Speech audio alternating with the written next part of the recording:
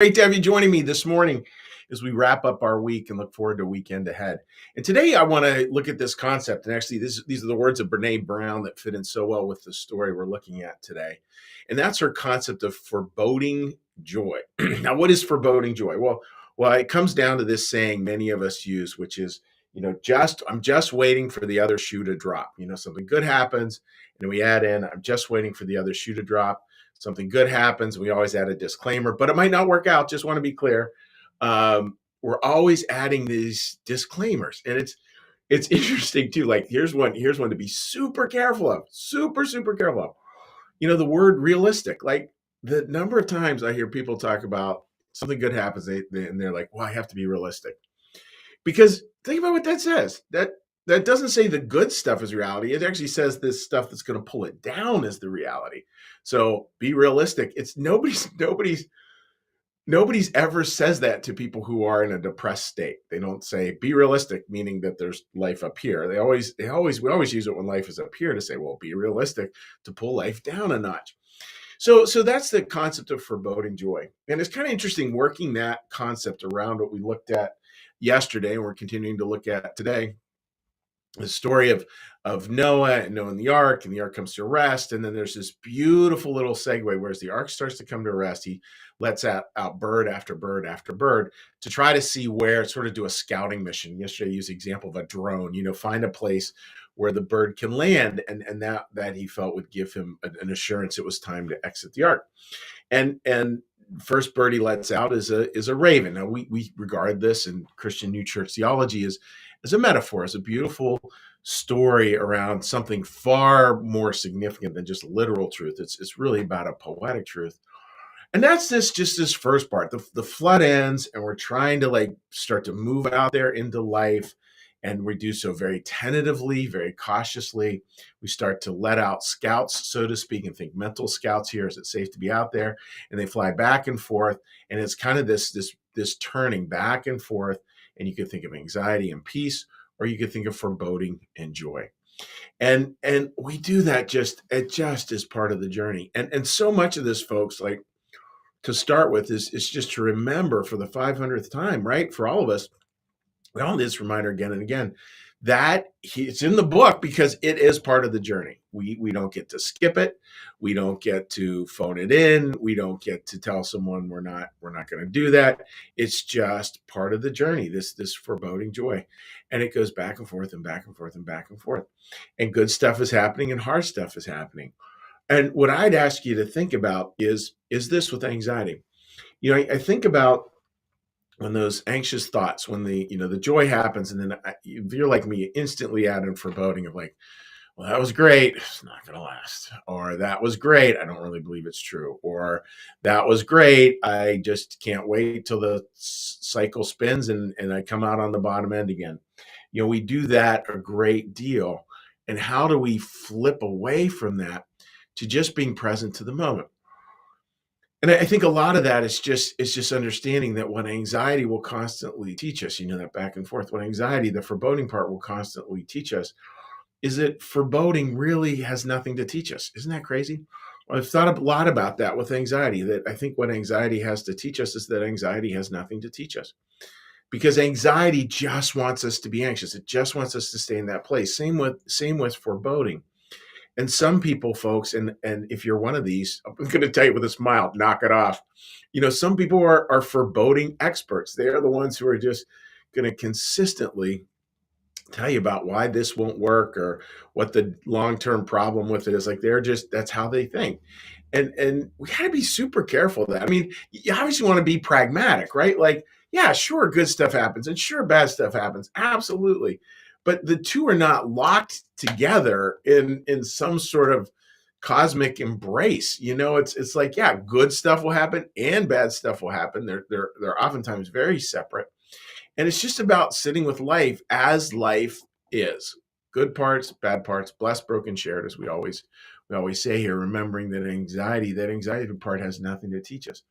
And where would we see that in this story? And I thought it was interesting, when I was out on a walk this morning thinking about what I wanted to share this morning, the raven didn't find a place to land, right? And you think about our anxiety.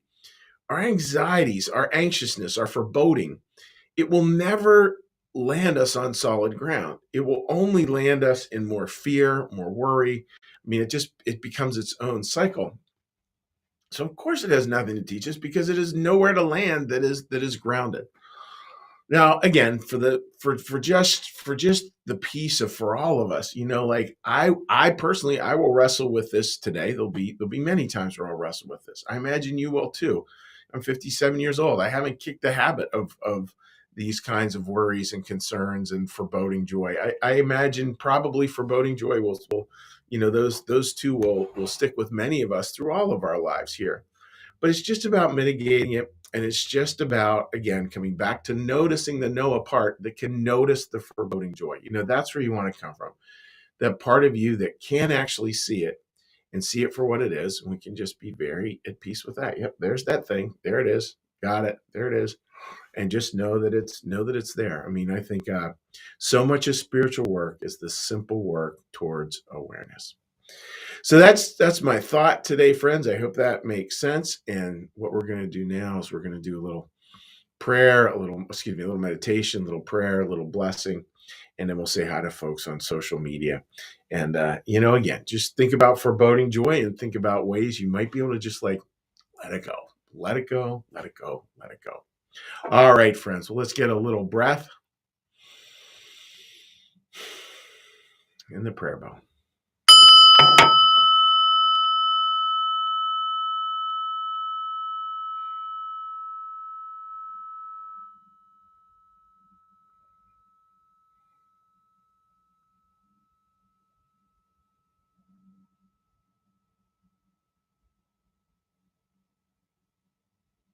Be still and know that I am God.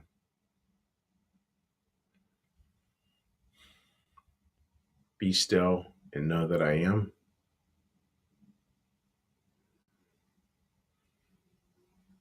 Be still, know that I.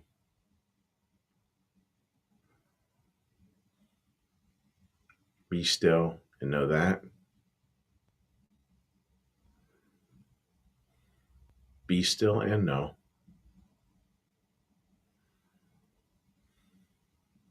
Be still and. Be still.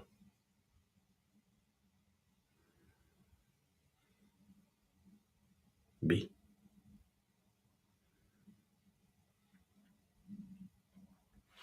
Our Father, who art in the heavens, hallowed be thy name. Thy kingdom come, thy will be done, as in heaven, so upon the earth. Give us this day our daily bread, and forgive us our debts, as we also forgive our debtors.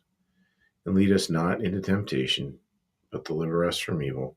For thine is the kingdom, and the power, and the glory forever. Amen. May the Lord bless you and keep you. May the Lord make his face to shine upon you and be gracious unto you. May the Lord lift up his countenance upon you, bring you peace, bring you home. Amen.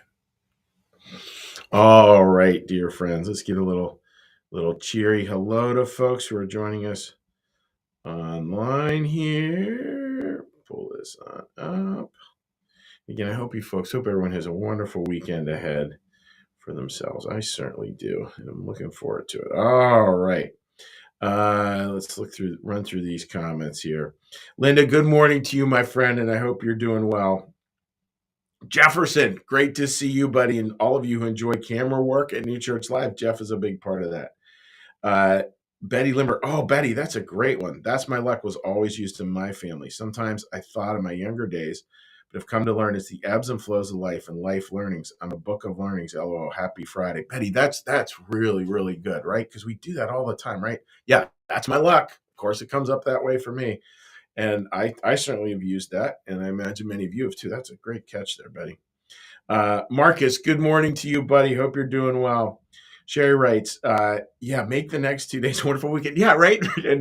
and here, right. And the little part of anyone's brain who hears what Sherry has to say beautifully there and goes like, yeah, but that's not realistic. That's the part to get rid of, the part that believes the reality is actually the downer. And without the downer, we're not being realistic. Hello, that makes no sense. Melissa writes, good morning. Happy Friday. Needed this today. Just let it go. Just let it go. So well said. Jeff says, amen. Thank you. I always love that. One of the translations of amen is it is true, which I like. Oh boy, Mary, that's really good. I thought foreboding expert was my calling until it burned me out. Burnout is a big gift because it can deliver us to surrender, the daily struggle to make a choice. Boy, that's really good. Mary, that preaches, as they say in my business, the foreboding expert. That's really good. Yeah, I got to work that in a sermon somewhere. That's terrific. Linda writes, waiting for the other shoe to drop. No way to live. Looking for the blessings, even in the challenging times, is going to be my focus. That is it, right? Waiting for the other shoe to drop. Like, oh man, it just is so. I had a really nice day yesterday, and it's just like, and of course I wake up thinking like, well, I can't have 2 nice days in a row. How crazy is that? How crazy is that? All right, dear friends. Well, listen, thank you folks so much for joining us. Always a pleasure to have you joining me here at New Church Live at our 10 Minutes of Morning Calm. And we certainly wish you all the best and wish you a great weekend. Take care. Bye-bye.